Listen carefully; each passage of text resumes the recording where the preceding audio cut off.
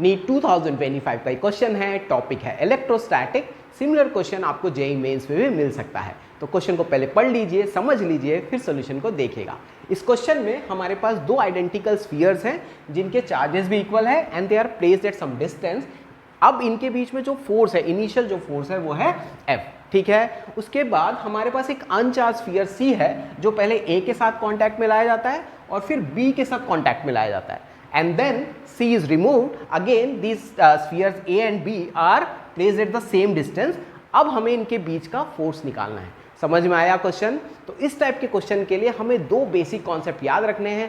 पहला, किसी भी दो चार्ज के बीच में जो फोर्स होता है that is given by K Q1 Q2 by R square. और दूसरा कॉन्सेप्ट बहुत इंपॉर्टेंट है, जब भी कोई दो charge spheres, identical charge sphere when they are brought in contact, जो टोटल चार्ज होता है वो दोनों में इक्वली डिवाइड हो जाता है।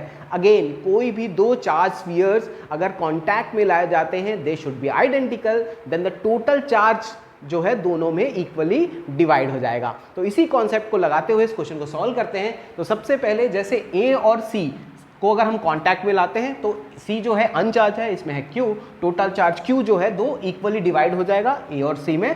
सो A में आ जाएगा Q/2 और C में भी आ जाएगा Q/2। अंडरस्टूड? अब जो C है, C जिसका चार्ज है Q/2, it is brought in contact to with B का भी चार्ज कितना है, Q है, तो जो टोटल चार्ज हो जाएगा that will B 3Q/2। Understood? अब ये जो है इक्वली डिवाइड हो जाएगा, जो कॉन्सेप्ट आपको बताया गया, तो दोनों में कितना कितना चार्ज आ जाएगा, 3Q/4 and 3Q/4। Now because these are separated to the same distance, again अगर हम फॉर्मूला लगाएं दोनों स्फीयर के बीच का फोर्स का फॉर्मूला, तो that will B K Q1 Q2 by R square.